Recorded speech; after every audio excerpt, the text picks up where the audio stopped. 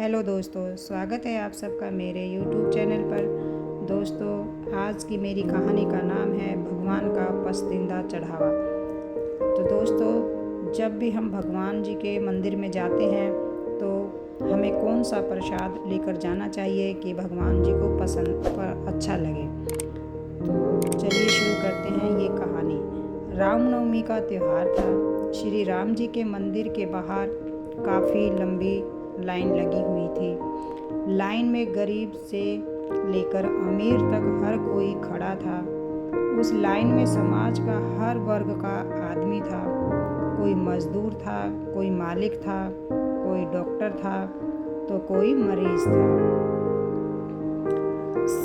सभी सबसे पहले राम का दर्शन करना चाहते थे। जैसे जैसे समय बीतता गया, लाइन में खड़े हर व्यक्ति का धीरज जवाब देता चला गया।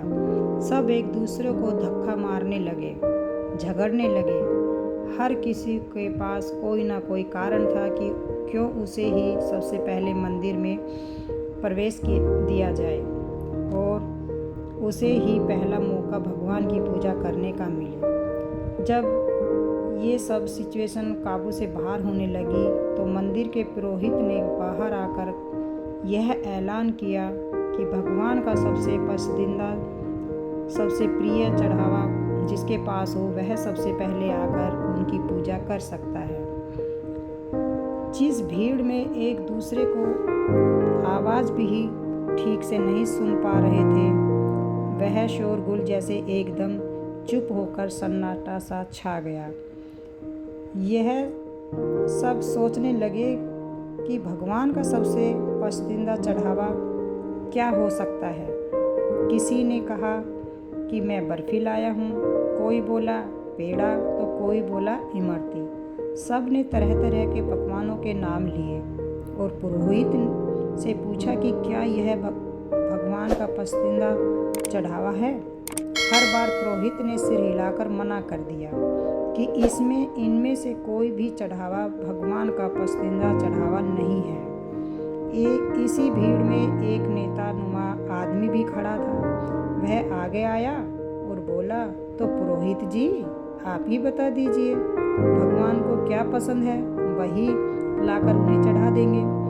पुरोहित जी मुस्कुराए और सबको संबोधित करके बोले, भगवान को सबसे ज़्यादा पसंद है अहंकार का चढ़ावा। जो भी अपना अहंकार भगवान के चरणों में अर्पित करना चाहता है वह सबसे पहले आगे आए और भगवान की पूजा करे।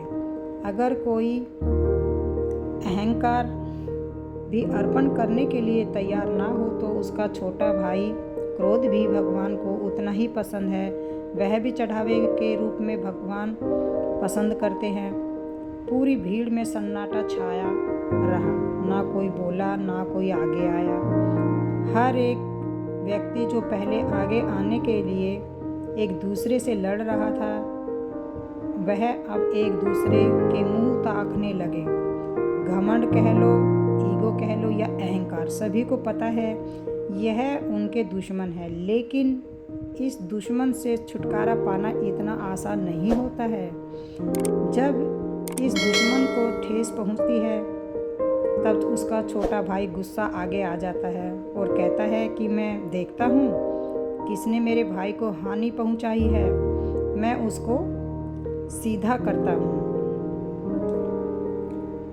निश्चय करो कि जब भी मंदिर में भगवान के दर्शन के लिए जाओगे तो चाहे आप फूल, नारियल, कोई पकवान ले जाओ या ना ले जाओ, लेकिन अपना अहंकार और गुस्सा ले जाओ और भगवान के चरणों में अर्पण कर के जरूर आना, क्योंकि भगवान जी को ये सब बहुत ही प्रिय होते हैं।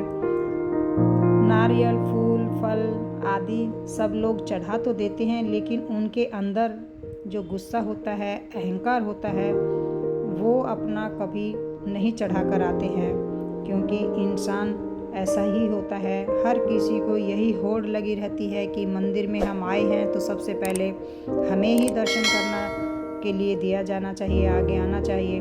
लेकिन अगर दोस्तों भगवान जी को अगर आप कुछ चढ़ाना ही चाहते हैं तो सबसे पहले अपने अहंकार और गुस्सा भगवान के चरणों में ज़रूर अर्पण करना चाहिए, जिससे कि भगवान को भी अच्छा लगेगा और आपको पर भगवान जी की कृपा बनी रहेगी। तो दोस्तों, अगर मेरी इस कहानी को सुनाते समय कोई भी त्रुटि हो गई है तो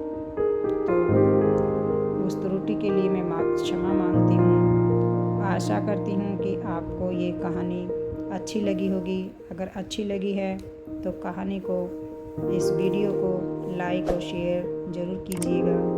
मिलते हैं और एक नई वीडियो के साथ।